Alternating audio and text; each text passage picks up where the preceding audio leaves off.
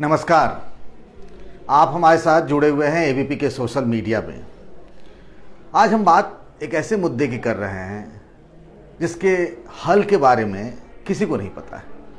जब मैं ये बात कर रहा हूँ तो आपके मन में ये ज़रूर बात आ गई होगी कि हम बात उसी मुद्दे की कर रहे हैं, यानी किसान का आंदोलन कब खत्म होगा। सबसे बड़ी बात यह है कि 26 जनवरी पूरे देश के लिए एक बड़ा दिन होता है।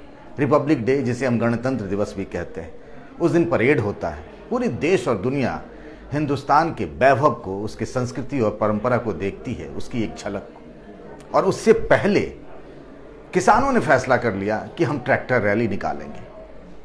ट्रैक्टर उनके लिए प्रतीक है, उनके मान और सम्मान का।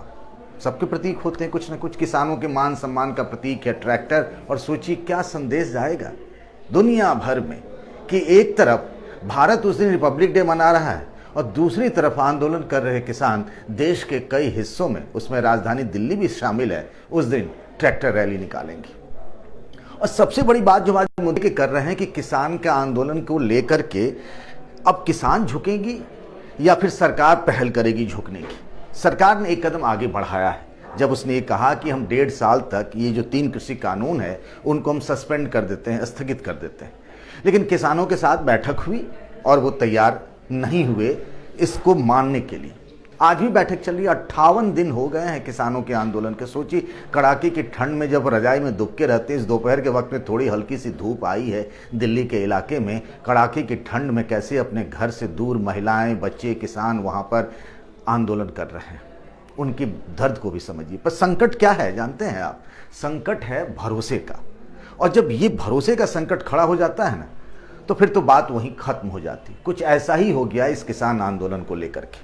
और ये किसान भी, हम जो बिहार की हमारी पैदाइश है, बिहार के मिथिलांचल का मैं हूँ, यूपी हमारी कर्मभूमि रही, तो वहाँ बिहार और यूपी के किसान नहीं दिख रहे हैं। और बिहार यूपी के किसान उतने समृद्ध नहीं हैं। ये जो बार बार सवाल किए जाते हैं ना कि वहाँ जगुआर गाड़ी तक दिख जाती है, ट्रैक्टर भी है। बिहार और यूपी में कितने किसानों के पास ट्रैक्टर होंगे? गिनती के होते हैं जिनके पास ट्रैक्टर होते, वरना तो आज भी बैल से लोग खेत की बुआई करते हैं, कुराई करते हैं।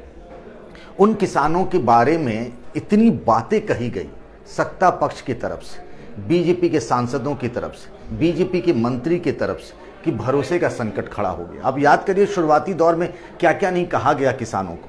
उन्हें देशद्रोही कहा गया, उन्हें खालिस्तानी कहा गया। मैं आपको मैं जो इस किसान और सरकार की भी जो बातचीत हो रही है ना, उसमें हमेशा 2 चेहरे सरकार की तरफ से ज़रूर दिखते हैं। एक तो कृषि मंत्री नरेंद्र सिंह तोमर हैं और दूसरे कैबिनेट मंत्री पीयूष गोयल हैं। उनके एक सेंटेंस को मैं कोट करना चाहूँगा। उन्होंने कहा, ये आंदोलन किसानों का नहीं, वामपंथियों के हाथ में चला गया है। आंदोलन के जरिए ऐसे लोगों की जेल से रिहाई की मांग की जा रही है जो राष्ट्र विरोधी गतिविधियों में सजा काट रहे हैं।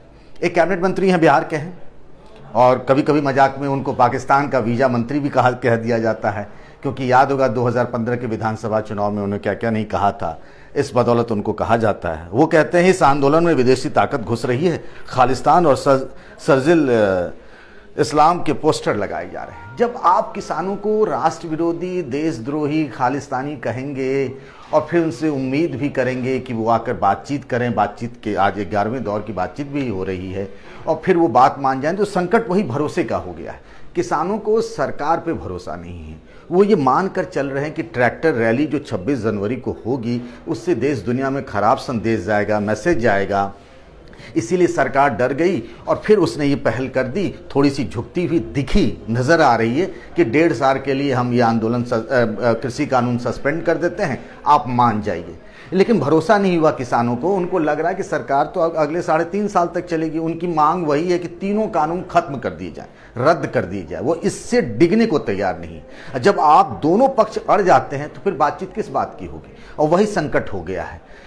किसान को लग रहा है कि सरकार ने 26 जनवरी की ट्रैक्टर रैली को टालने के लिए ये एक पहल कर दी। हम मान जाएंगे, हम आंदोलन से जहाँ जहाँ सिंधु बॉर्डर या टिकारी बॉर्डर पर किसान जमे हुए हैं वहाँ से हट के अपने गांव घर की तरफ लौट जाएंगे, और फिर सरकार इस मामले को ठंडे बस्ते में डाल देगी और उनकी बात वहीं की वहीं रह जाएगी। तो ये जो उन्हें यकीन नहीं हो रहा है, विश्वास नहीं हो रहा कि सरकार उनके बारे में सोचेगी। ये विश्वास की कमी कहाँ से हुई? जो हम कह रहे हैं पहले दिन से किसान के आंदोलन से लेकर के आज जो 58 दिन हो गए, तब तक सरकार ने जैसा कहा, दिखाया, बताया, समझाया, देश भर के बीजेपी के नेताओं ने क्या क्या नहीं कहा इस आंदोलन के बारे में, उस बात को लेकर के। और अगर आप देखिए वहाँ पर आज की तारीख में किसानों ने अपना इंतजाम, ये जो पंजाब और हरियाणा के किसान जो वहाँ जमे हुए, उनके बारे में कहा जा रहा है कि देश भर के किसान नहीं है, बिहार के किसान नहीं है, यूपी के किसान नहीं है। वो बिहार के किसान और यूपी के किसान इतने फटहाल होते हैं, उनकी आर्थिक स्थिति ऐसी नहीं होती कि जाके महीनों तक और इतने दिनों तक वो घर परिवार के साथ वहाँ जुड़े रहें, बैठे रहें, आंदोलन कर पाएँ। वैसी उनकी हालत नहीं, तो कहाँ से करेंगे? वैसे भी ये जो बात हो रही है कि एमएसपी की जो मांग की जा रही है, एमएसपी पर खरीदारी, तो वैसे भी अगर आप देखें तो बिहार में तो ये पहले से खत्म हो चुका है मंडी का सिस्टम। यहाँ पर यूपी में कितनी खरीदारी होती है? 5.5% की खरीदारी होती है मंडियों से। तो वहाँ भले ही रेट आप तय करते हैं 1800 रुपया, आप चले जाइए हमारे आपके जिसके गांव में देखिए बिहार यूपी में कोई 1100 रुपये में धान बेच रहा है, कोई 1200 रुपये में धान बेच रहा है। तो ये जो एमएसपी पे खरीदारी होती है वो पंजाब और हरियाणा में ज़्यादा होती है। वहाँ के किसान समृद्ध होते हैं, वहाँ एफसीआई का नेटवर्क बहुत बड़ा है, इसमें कोई दो राय नहीं। इसीलिए उनको लगता है कि अगर ये सब हो गया, एमएसपी का सिस्टम खत्म हो गया, तो हम तो फिर बर्बाद हो जाएंगे। वैसे एक बात और भी बता दें, सरकार की तरफ से, सरकार की भी चिंता ये है कि अगर एमएसपी को ज़रूरी कर दिया गया देश भर में, तो फिर तो सरकार के पास इतने पैसे ही नहीं कि सारी खरीदारी जो है वो अनाज की वो एमएसपी पर खरीद सके। सरकार के पास भी संकट है, पूरे साल भर का जो ये कोरोना का महामारी का दौर आया उसमें आर्थिक हालत बहुत ख़राब हो गई है।